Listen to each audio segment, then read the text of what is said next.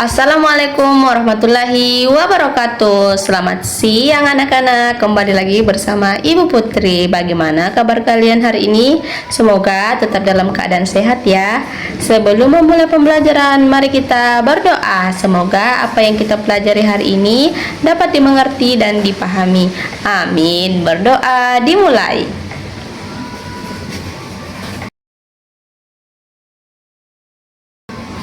Berdoa selesai. Nah, anak-anak, apakah kalian masih ingat pekan lalu kita belajar materi bahasa Indonesia tentang apa ya? A few moments later. Ada yang bisa jawab? Saya. Ya, tepat sekali. Materi kita sebelumnya tentang cerita fiksi dan cerita non-fiksi. Teks fiksi adalah cerita karangan atau rekaan yang bertujuan untuk menghibur yang ditemukan pada cerpen, novel, dan cerita bergambar.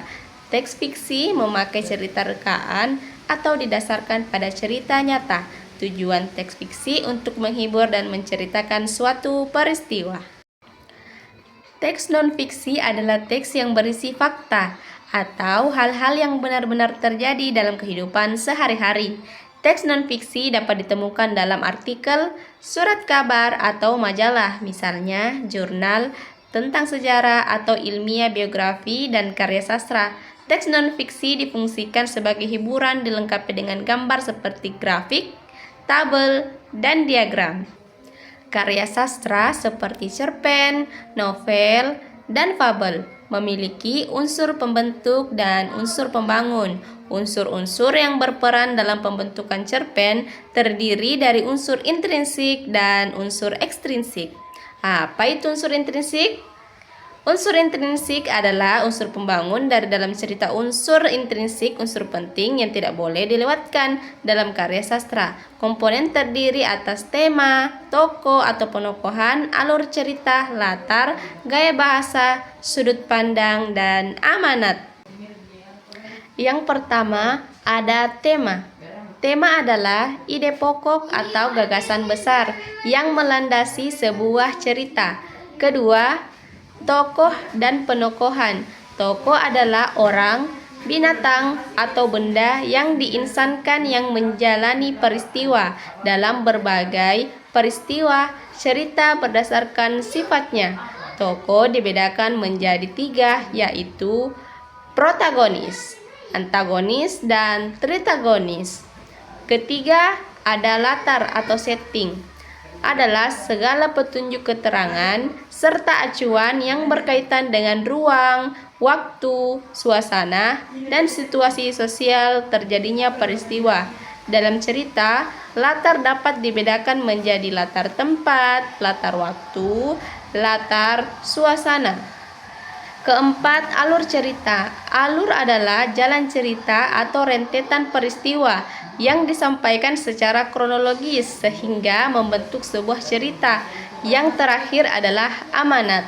Amanat adalah pesan-pesan kebaikan yang hendak disampaikan oleh pengarang melalui sebuah cerita. Pesan itu disampaikan kepada pembaca.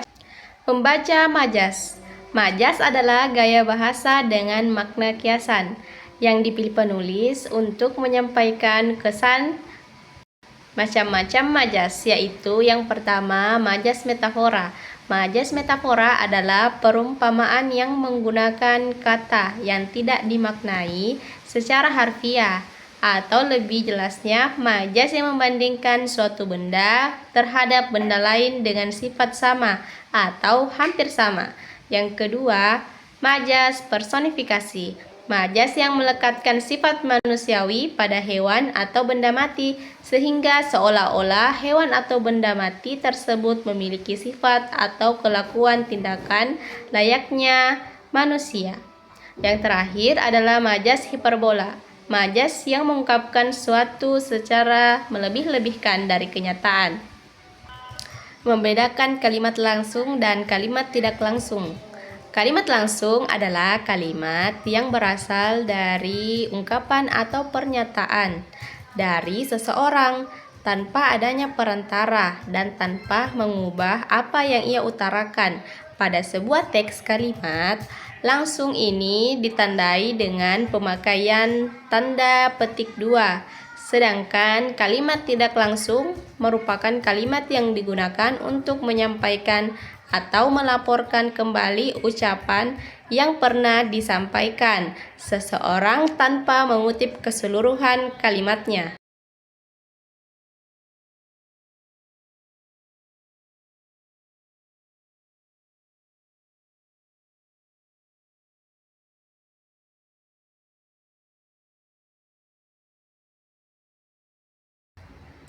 Nah, anak-anakku sekalian, itulah tadi beberapa contoh dari majas personifikasi, hiperbola, dan majas metafora. Selanjutnya adalah coba kerjakan tugas berikut ini sesuai dengan materi dan juga contoh yang telah Ibu berikan ya.